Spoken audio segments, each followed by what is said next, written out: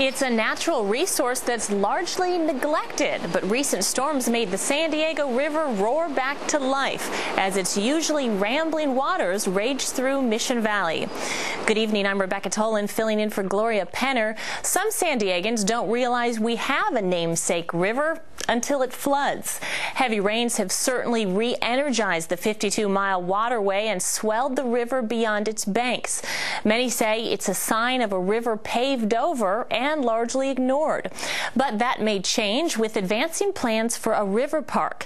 Tonight we'll learn about the latest plans from San Diego Mayor Dick Murphy, as well as a local developer, the director of the San Diego River Park Foundation, and an urban designer.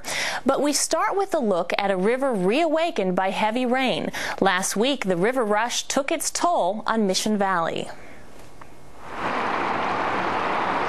The rush of water in a parking lot. There's no driving at the YMCA on Friars Road or at this parking garage down the street.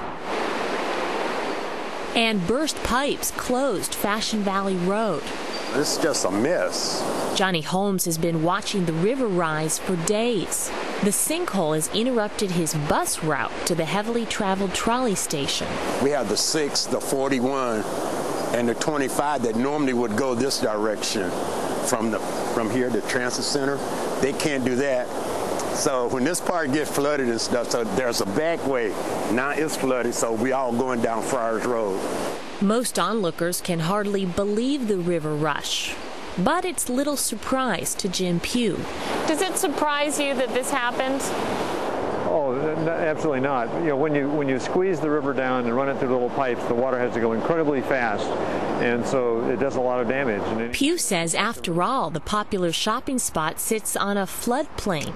As a board member of the San Diego River Conservancy, Pugh understands the risks of paving over a riverbed. He says the once broad band of water has gotten squeezed in on both sides. Well, you can see pictures of this area from about 1940 or 1950, and this is one really broad floodplain. And when it flooded, it flooded from wall to wall, and then when it drained out, it would all go back to being agricultural land. And now what's happened is we've built up on the sides to put in hotels and shopping centers and parking lots, and so the main flow of the water is down in the little narrow area that we haven't filled in yet. On Tuesday, the water level of the river is about 9 feet here in Fashion Valley. At 11 feet, it spills its banks. You can see that already happened here in the parking lot at the Fashion Valley Mall. Generally, a river has, 300, 400-foot banks that, it just fills up and it just keeps going. Well, obviously down here, they've built around it. They've put concrete and streets, whatever. If it floods, it floods. That's when Scott Patterson gets called in. He's measuring the river flow for the U.S. Geological Survey. It's 7 feet deeper than normal on this day. Patterson says the recent deluge and long-term development make the river rise. All the urbanization is, increasing the runoff because, with concrete, concrete doesn't absorb water. It just adds the runoff. It's a few years. Jim Pugh says green spaces act as a storehouse and a filter for urban runoff. He'd like to see more parks along the river, like the Mission Valley Preserve, which sits on the west end of Friars Road.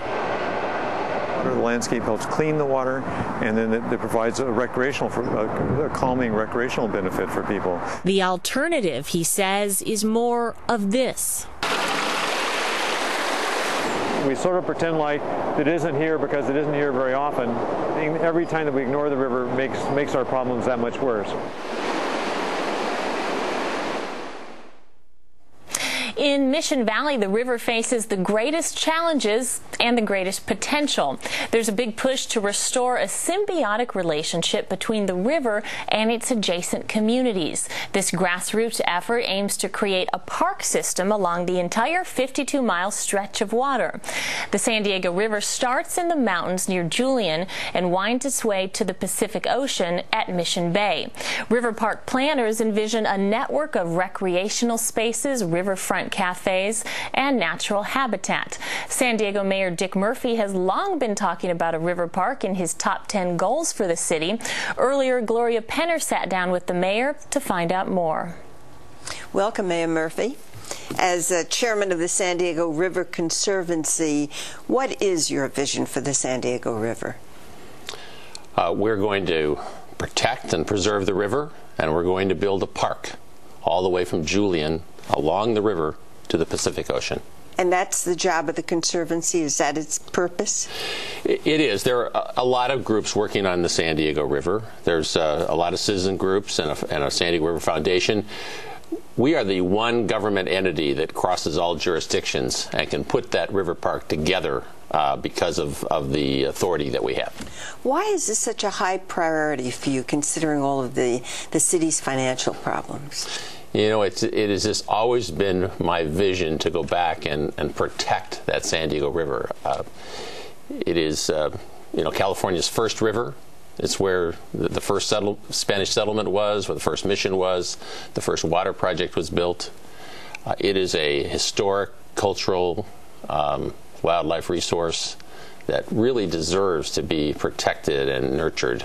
And it's been neglected for too many years. So it is what you would possibly leave as a legacy for the people of California, especially after you're no longer in office? I think it is one of the things that could, you know, can be a significant legacy. Of course, I can't do it alone. There are a lot of people working on it. But other things that we do, like, you know, create an ethics commission or build a ballpark, those things come and go. But protecting the San Diego River for all generations should last for a long, long time.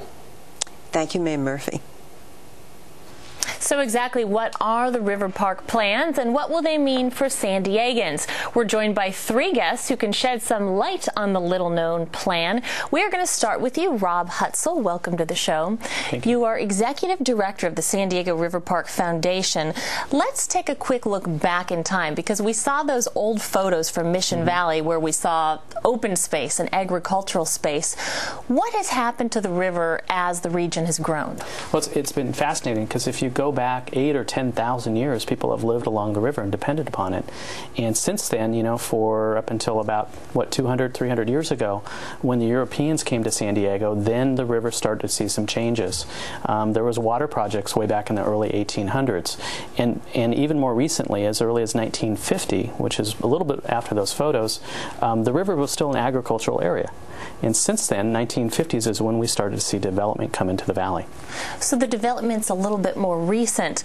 Mark Johnson, you're an urban planner hired by the city of San Diego. Welcome to the show. Thank you. And I know that you've worked on projects around the country. How would you characterize the state of the San Diego River as compared to some of the others that you've seen? The San Diego River is in much better shape than I thought it would be when I first saw it. I'm accustomed to looking at rivers in other cities that are full of car bodies and old rail cars, homeless shelters, and so on. And this river, while damaged, has a lot of potential, and there's a lot there that can be revived. All right. Well, Tom Sudberry, you have developed several projects along the river, and I know you're a board member of the River Park Foundation. What can you tell us a little bit more about the history of development along the river that Rob just started talking about? Well, I think the history of the development along the river started in the late 50s with the Mission Valley Mall, and then late 60s, early 70s, the Fashion Valley Mall. And the development in the valley has encroached on the river and channelized it down to the ribbon that it is now. And one of the things that the River Foundation and the Conservancy is trying to do is to protect that corridor from future and further development. And I think we can do that. I'm here. I think Rob asked me to come on the board and some of the other folks to give maybe a business perspective. And I think some of the property owners in the valley, most of the property owners in the valley, are very excited about this amenity that the river will create.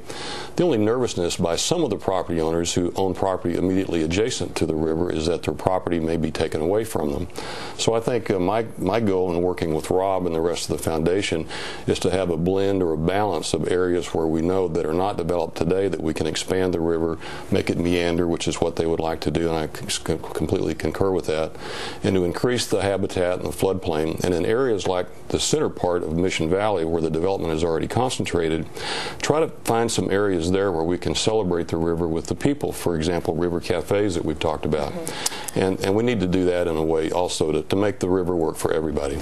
We're going to get into that sort of Mission Valley aspect and some of the vision a little bit later. Let's start out with some specifics for this plan. Rob, can you paint an overall picture of the River Park plan that you envision? Sure.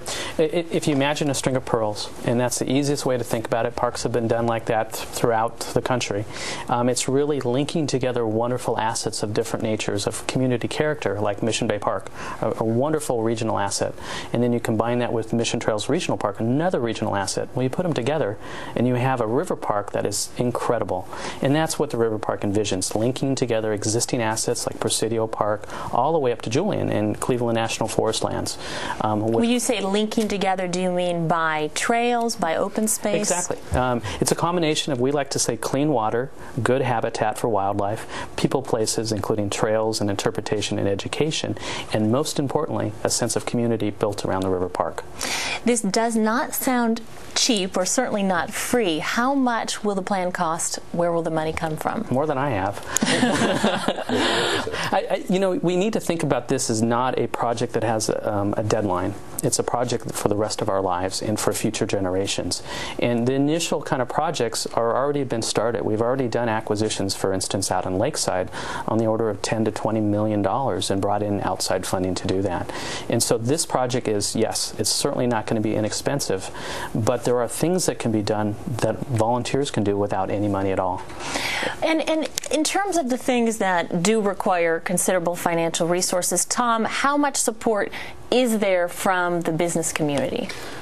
Rebecca, I think there's going to be a lot of support from the business community. Joanne Anderson, who works with Rob and I, have started a corporate partners program to contact business owners in the valley and outside the valley too, and also property owners along the valley, and asking them to embrace the vision for the river, because it can be a tremendous amenity for all of San Diego. And I think we're getting a lot of support from different organizations, different companies, different property owners who want to participate in the river and see it really work. So I'm pretty optimistic that we'll get a lot of support from the business community. Well, some areas, some cities have been able to sort of develop their rivers in a way that they are an economic engine and almost an urban centerpiece. And I know, Mark, that you've worked in some areas like this, such as Memphis and Denver, which I understand is your hometown. That's right. We want to look at some photos and have you tell us kind of what we're seeing and how San Diego can possibly emulate some of those, starting with Denver and the South Platte River. Sure. I'd like to touch on the money point a little bit. Sure. You know what happens if money is being spent on the San Diego River today to protect properties from the river. And in our experience, what we've learned, as you see here in Denver, and by the way, you're looking at a kayak course that was designed about 1.5 miles long right through downtown Denver on a river that didn't used to have enough water in it for boating, and it does today. And what you're looking at is an entirely designed environment that was resulted from a community vision. That money got spent because the community had a vision and believed that it could have better, as opposed to protecting the river, protecting properties from floods, and watching bridges get washed out, which we've had on this river in Denver. Instead, we've built a system of parks, applied the money that way, of a much more sustainable environment, and it's just a matter of shifting the focus so that people see what they can have if they spend their money, so it adds up. So it doesn't have to be a drain on resources, right. You're saying, as much as a shift. Exactly. What about Memphis? There's some drawings, so I assume that's a project you're still working on there? We've been working in Memphis for 4.5 years trying to reconnect downtown Memphis to the Mississippi River. And one of the things I said to the mayor the first time I got there was we couldn't bring the river closer to downtown, so you're going to have to bring downtown closer to the river. And what that meant is a system of 5.5 miles of riverfront parks that are now being renovated and redesigned to make those connections stronger, to support year-round festivals, which are very, very popular in Memphis, and it's got a great deal of community support. Well, Rob, how do the plans here emulate that? How feasible is it for San Diego to have this system of parks and trails like we saw in some of those drawings right here along the San Diego River? Well, there's certainly some challenges and opportunities if you want to turn those challenges into that.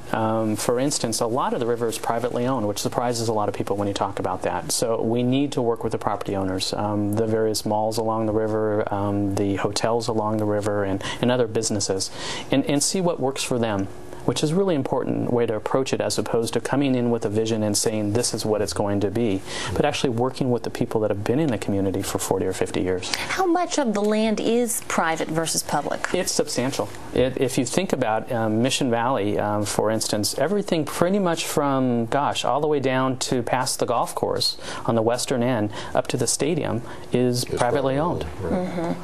So what are the challenges with trying to acquire some of that land, or to encourage business owners to develop in a way that does highlight the river? Well, you have to tell a story that makes sense to them.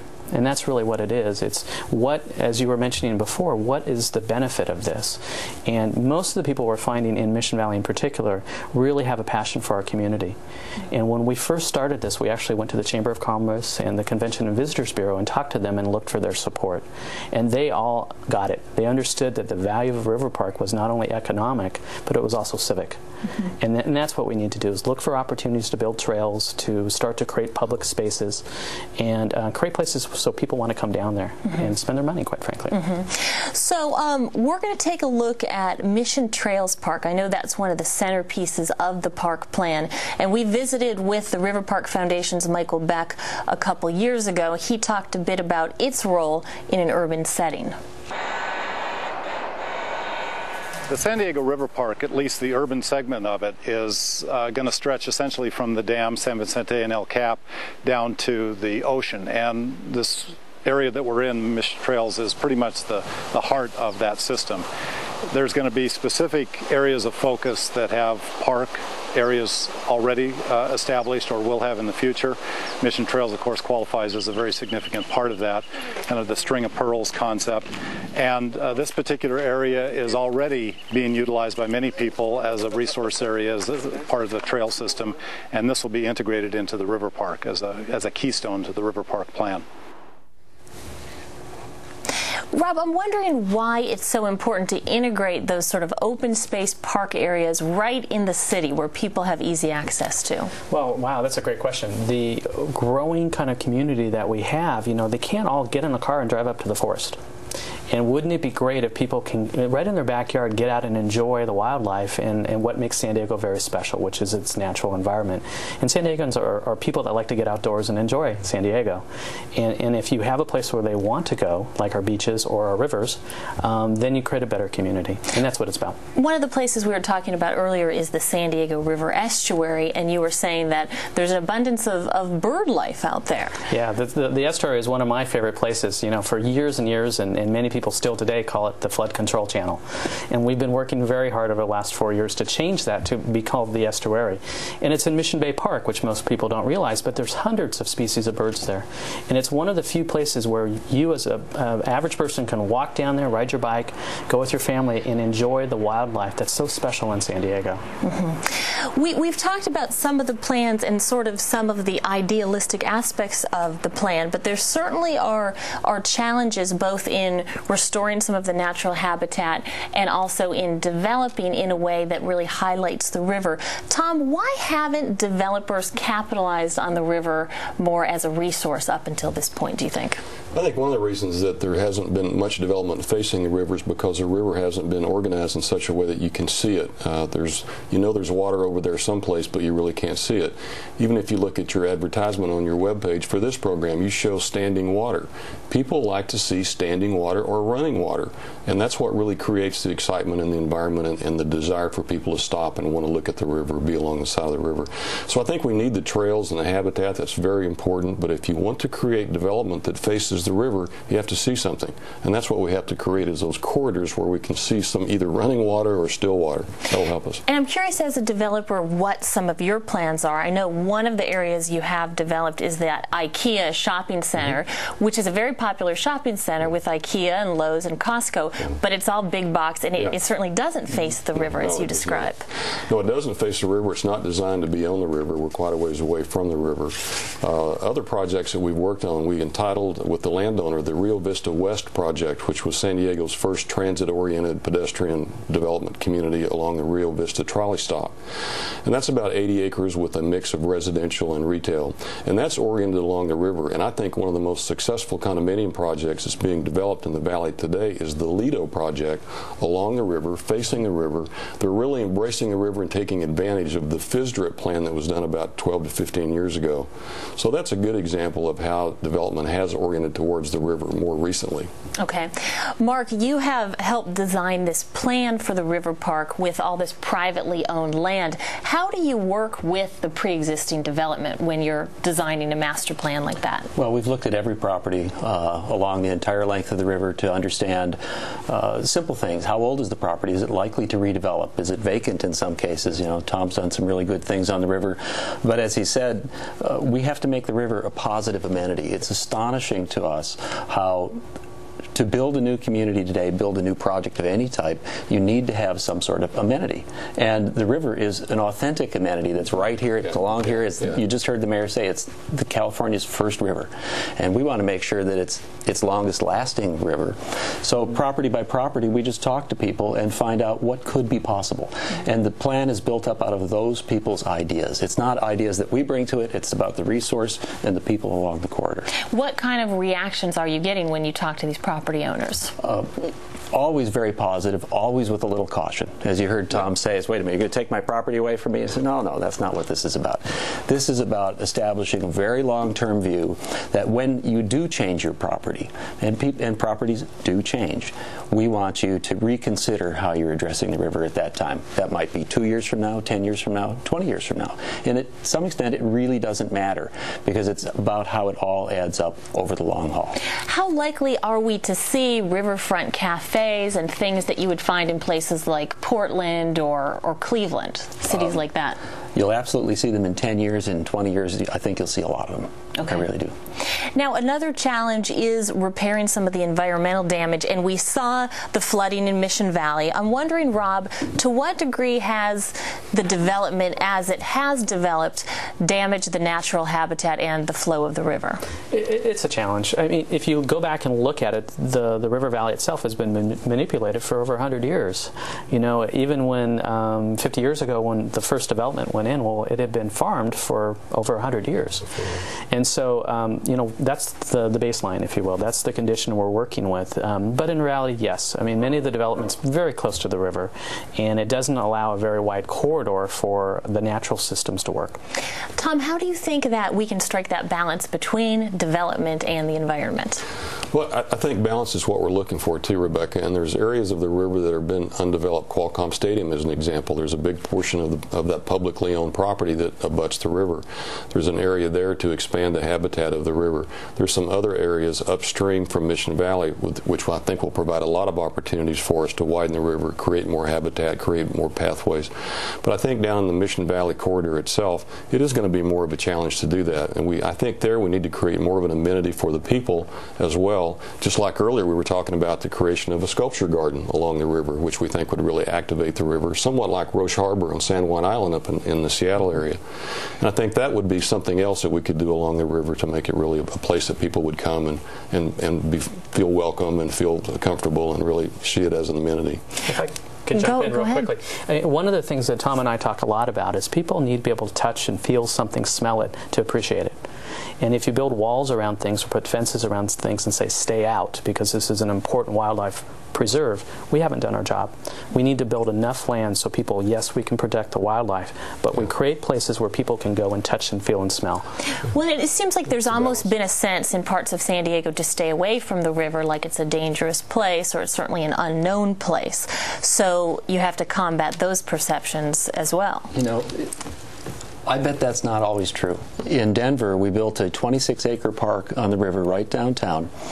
The river's been there for thousands of years. People have been there for 150 years. Everybody thought that no one knew where the river was. When we graded the park, when it was dirt, people were out there with dogs. There were people playing Frisbee on the dirt because they wanted to be close to the river. Isn't that amazing? Just like that. Hungry for that opportunity. Absolutely. We have just 30 seconds left. Rob, what is the next step, and when will we see this plan sort of reach its maturity, do you think? Sure. The master plan goes forward to some review through the City Council, and that should happen the next month or two.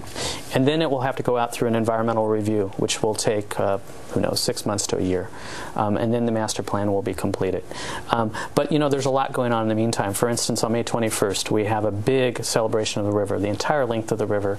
Last year we had 30 events, free trolley rides, all these things great going on. And so there's a lot going on. So the message is get out to the river. That's all the time we have, but thank you so much to all of you for joining us today for this discussion on a river park along San Diego's 52-mile stretch of the San Diego River. My thanks to our guests, Rob Hutsel, Tom Sudberry, and Mark Johnson.